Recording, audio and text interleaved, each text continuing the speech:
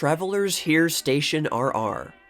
Pennsylvania Lines install system to inform and entertain passengers in Philadelphia waiting room. Broad service may follow. By K.D. Pulsifer, editor of the Pennsylvania News. Radio Digest, July 7th, 1926.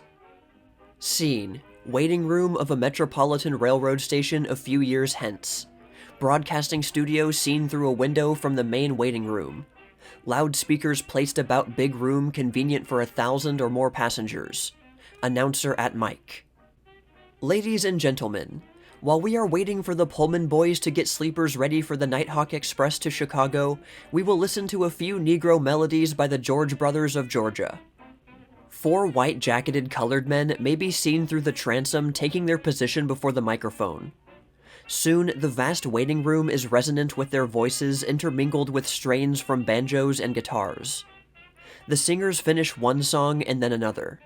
People come in from the street until every seat is filled. The big waiting room is transformed into an auditorium.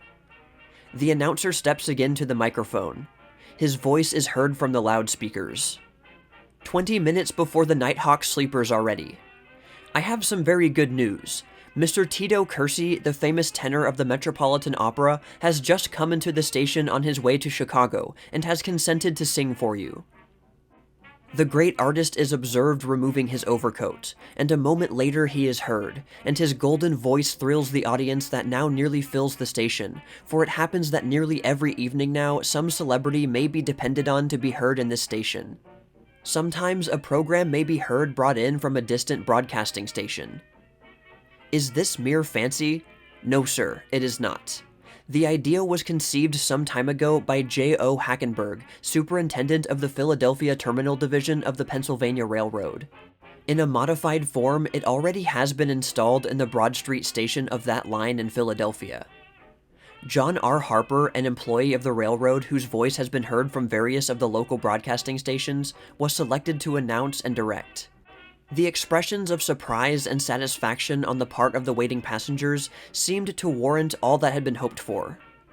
K.D. Pulsifer, editor of the Pennsylvania News, was asked to prepare the following report of the experiment. A miniature broadcasting system is now being used with marked success for train announcing by the Pennsylvania Railroad in Broad Street Station, Philadelphia. An experimental test made several weeks ago in which temporary equipment was used clearly demonstrated the advantages of broadcasting train announcements as compared with the former method, which involved train callers who used megaphones. When it became apparent as the result of experiment that greatly improved service could be provided for travelers, arrangements were made immediately to install a regular broadcasting apparatus. Instead of being hooked up with an aerial like a radio broadcasting station, this equipment is connected by wires with the various loudspeakers throughout the station. The chief features of the apparatus are a microphone, amplifying mechanism, and a total of 27 loudspeakers, which are distributed in clusters on 4 pillars in the concourse and also in the waiting rooms and the dining room.